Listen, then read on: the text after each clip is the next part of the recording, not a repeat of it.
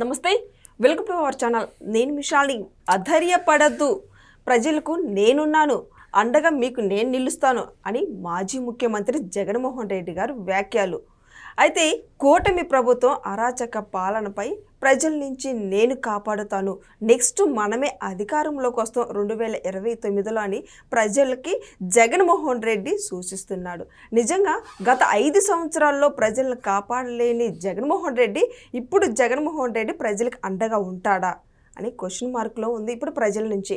అయితే దీని మీద పూర్తిగా విశ్లేషించడానికి మనతో పాటు స్టూడియోలో ఉన్నారు సీనియర్ జర్నలిస్ట్ దుర్గకుమార్ గారు ఉన్నారు. వారిని అడిగి విషయాలను తెలుసుకునే ప్రయత్నం చేద్దాం. నమస్కారం సార్. నమస్తే మషాల్ని, మన వీక్షకులు కూడా. సార్, జగన్మోహన్ రెడ్డి గారు గత 2-3 రోజుల నుంచి పులివెందుల నియోజకవర్గంలో పర్యటన కొనసాగిస్తున్నారు.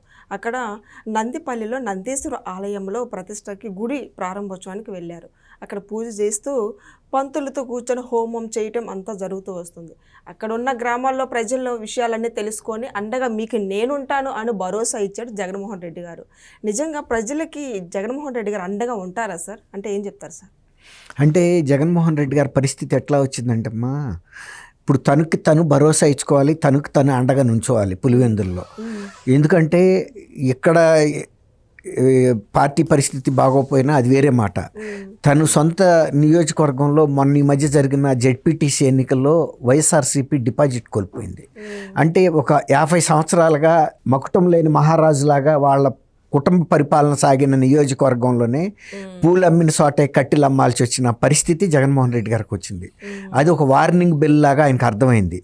ఇప్పుడు మిగిలిన రాష్ట్రంలో నేను గెలిచినా గెలకపోయినా వైనాట్ కుప్పం అని ప్రశ్నించినట్టుగా ఇప్పుడు వైనాట్ పులివెందుల అని పులివెందుల ప్రజలే ప్రశ్నించారు, ప్రతిపక్షాలు ప్రశ్నించాల. వైనాట్ పులివెందుల నువ్వు ఇక్కడ మాత్రం ఎట్టా గెలుస్తావు అనే పరిస్థితికి తీసుకొచ్చారు. అందువల్ల ఇవాళ ఆయన పులివెందుల ప్రజలతో మమేకం అయ్యే ప్రయత్నం చేస్తున్నాడు. పులివెందుల్లో కూడా ఆయనకేమి గతంలో పెద్ద టచ్ లేదు.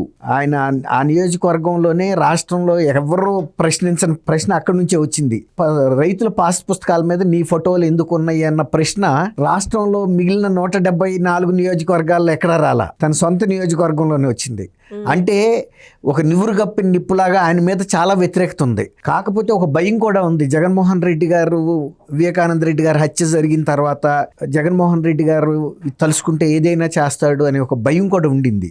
అందువల్ల మొన్న సాధారణ ఎన్నికలప్పుడు గెలిచిన ఎప్పుడైతే రాష్ట్ర వ్యాప్తంగా జగన్మోహన్ రెడ్డి గారు ఘోరమైన ఓటమి జరిగిందో పులివెందుల ప్రజలు కూడా పులులు అయ్యారు. మనమేమి ఎవరికి జంకాల్సిన అవసరం లేదు, మనం కూడా పులులమే. కాబట్టి మన పులి పవర్ ఏంటో చూపించాలని జెడ్పీటీసీలో చూపించారు. ఇప్పుడు అందుకని ఆయన సొంత నియోజకవర్గంలో అయినా సరే పునాదుల్ని గట్టిపరచుకోవాలి, ప్రజలతో మమేకం అవ్వాలి, నేను ఉన్నానని ధైర్యం ఆయన ధైర్యం చెప్పుకుంటున్నాడు. మీరందరూ ఉంటే నేను కూడా నిలబడతానని చెప్పడానికి ఆయన ఆ ప్రయత్నం చేశాడు. ఇప్పుడు నిజంగానే ఆ నందిపల్లి విలేజ్ లో ఏదో నిన్న శివలింగ ఆవిష్కరణ అంటే ప్రతిష్టాపన జరిగింది. ఆయన ఒక్కడే వెళ్ళాడు. యాక్చువల్ గా ఆ విలేజ్ లో అందరూ ఊహించింది ఏంటంటే సతీ సమేతంగా వచ్చి శివలింగ ప్రతిష్టాపన జరుగుతుందని.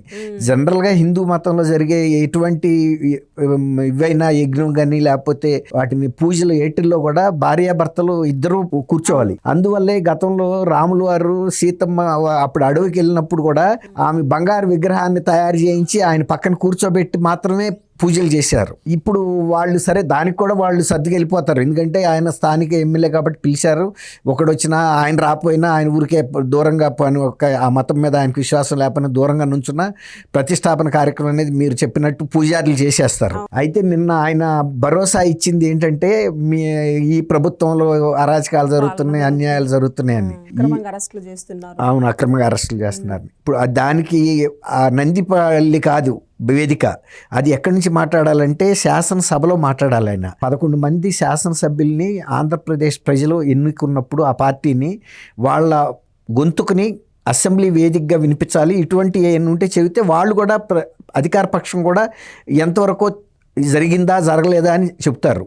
నిన్న కౌన్సిల్లో బొత్స సత్యనారాయణ గారు శాంతి భద్రతలు బాగాలేవు అని చెప్పాడు. బాగాలేవు అని చెప్పినప్పుడు బీజేపీ పక్ష నాయకుడు సోము వీర్రాజు గారు కూడా వెంటనే లేచి అయ్యా ఇప్పుడు కాదు, స్వయంగా ప్రధాని మోడీ గారు చిలకలూరుపేట వచ్చినప్పుడు, ఆంధ్రప్రదేశ్లోనే ఉంది కదా చిలకలూరుపేట, గుంటూరు పక్కనే ఉంది, అక్కడ ఒక పెద్ద బహిరంగ సభ జరుగుతుంది అని ముందు నుంచి చెప్పినా కూడా సరైన భద్రతా ఏర్పాట్లు చేయకపోవటం వలన అక్కడ తీవ్రమైనటువంటి జరిగినాయి, డిస్టర్బెన్స్ జరిగింది. ప్రధాని రసాభాస అయింది ఆ సభ. కొన్ని కిలోమీటర్ల లెక్క ట్రాఫిక్ ఆగిపోయింది. ప్రధాని గారు వేదిక దగ్గరికి వెళ్ళటానికే కష్టమైంది. చాలామంది ముఖ్యమైన అతిథులు కూడా రాలేకపోయారు. రెండోది బారికేడ్లు ఎరగొట్టేయటం, మైక్ వైర్లు తెంచేయటం, తర్వాత లైట్ టవర్స్ల మీదకి పబ్లిక్ ఎక్కటం. ప్రధాని గారు స్వయంగా తన ప్రసంగాన్ని ఆపి ముందు వాళ్ళని దించమని అక్కడ పోలీసు అధికారులను ఆదేశిస్తే కూడా సరైన స్పందన రాలేదు. దానికి ప్రతిస్పందనగా ఆ జిల్లా సూపరింటెండెంట్ని సస్పెండ్ చేయమని కేంద్రం నుంచి ఆదేశాలు వచ్చినాయి. అంటే అది అసాధారణమైన చర్య. అట్లా ఒక శాంతి భద్రతలు వైఫల్యమైనదని ప్రధాని సభలో అంటే ఓ రకంగా ఆయనకి ప్రాణహాని కూడా ఏర్పడే సందర్భంగా భావిస్తారు వాళ్ళు.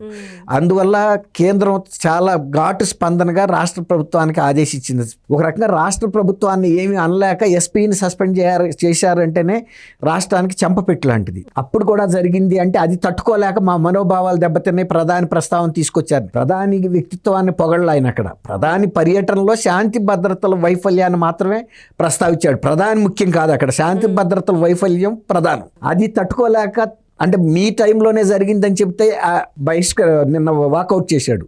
అట్లాగే ఇప్పుడు ఈయన శాసనసభకి వెళ్లకుండా 11 మందితో తను వైఫల్యాలను కప్పిపుచ్చుకోవడానికి నందిపల్లిలో ఇంకోసాటో వెళ్తే అక్కడ ప్రజలు కాదు నిర్ణయించాల్సింది. శాసనసభ అనేది ఇప్పుడు వాళ్ళ పార్టీ తరపున జడ శ్రవణ్ కుమార్ అని ఆయన అధికార ప్రతినిధిలాగా మాట్లాడుతున్నాడు.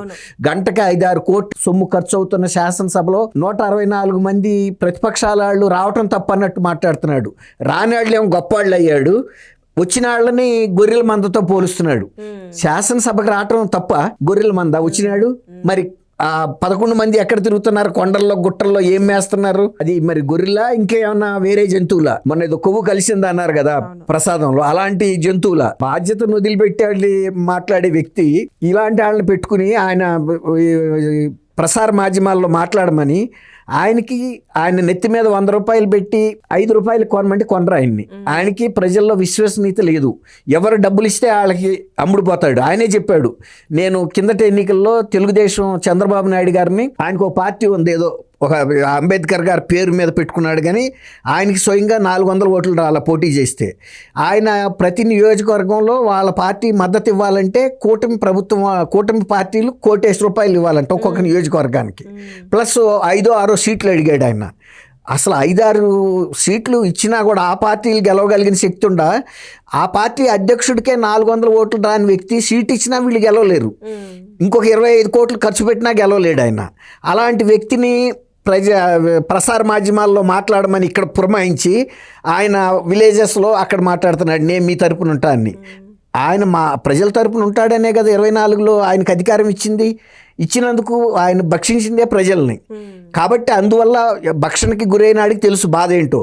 అందువల్లే మొన్న 24లో బాబు నువ్వు మాకు వద్దు అని తిప్పి పంపారు. ఇప్పుడు ఆయన బాధ ఏంటంటే కనీసం పులివెందుల ప్రజలైనా నన్ను కాపాడండి అని ఇప్పుడు ఆయన వేడుకునే పరిస్థితికి వెళ్ళాడు. అంతకుముందు ఎప్పుడు పులివెందులు వెళ్ళేవాడు కాదు. వెళ్తే అసలు బెంగళూరు ప్యాలెస్ కూడా అధికారంలో ఉన్నంతసేపు తాడేపల్లి ప్యాలెస్లో ఆయనకు వస్తున్న ఆదాయ మార్గాల నుంచి డబ్బుల్ని ఛానలైజ్ చేసుకోవడమే సరిపోయింది. ఇప్పుడు పులివెందులు గుర్తొచ్చింది ఎప్పుడు జెడ్పీటీసీ ఎన్నికల్లో డిపాజిట్లు కోల్పోయిన తర్వాత. కాబట్టి రేపు రాబోయే సాధారణ ఎన్నికల్లో కూడా ఇప్పుడు జగన్మోహన్ రెడ్డి గారు ఎన్ని సర్కస్లు ఫీట్లు చేసినా జగన్మోహన్ రెడ్డి గారి నిజ రూపం ఏంటో ఇవాళ పులివెందుల ప్రజలకు పూర్తిగా అర్థమైంది. కడప జిల్లా ప్రజలకు కూడా అర్థమైంది. ఈయన హత్యా రాజకీయాలను ప్రోత్సహిస్తాడు తప్ప ప్రజలతో మమేకమయ్యే సందర్భం రాదు. ఇవాళ మనం పులివెందుల నుంచి ఎన్నుకుంటే ఈయన ఒక్క రోజన్నా వెళ్ళి శాసనసభలో పులివెందుల గురించి మాట్లాడా. ఇంకా వాళ్లే కూటమి ప్రభుత్వం వాళ్ళే మనకు కావాల్సినవి అన్నీ చేసి పెడుతున్నారు. కాబట్టి జగన్మోహన్ రెడ్డి లాంటి వ్యక్తి ఉన్నా లేకపోయినా ఒకటే అనే పరిస్థితికి వచ్చింది. రేపు వైఎస్ఆర్సీపీ పార్టీ వాళ్ళు ఎక్కడన్నా నామినేషన్ వేసినా కూడా ఎవడు కూడా ఓటు వేసే పరిస్థితి ఉండదు. ఎందుకంటే శాసనసభకి వెళ్ళని వ్యక్తుల్ని ఎన్నుకోవటం వలన 2024 నుంచి 29 దాకా వాళ్ళు చూసిన పరిస్థితిలో అటువంటి ఆయననే కాదు ఏ రాజకీయ పార్టీ అయినా కనుక అట్లా శాసనసభలకి వెళ్ళి తమ బాధ్యతలను నెరవేర్చిన పార్టీలను ప్రజలు ఆదరించరు. అది వెరీ సింపుల్. కాబట్టి జగన్మోహన్ రెడ్డి గారికి ఇప్పుడు తత్వం బోధపడింది. థ్యాంక్ యూ అమ్మా. మన వీక్ష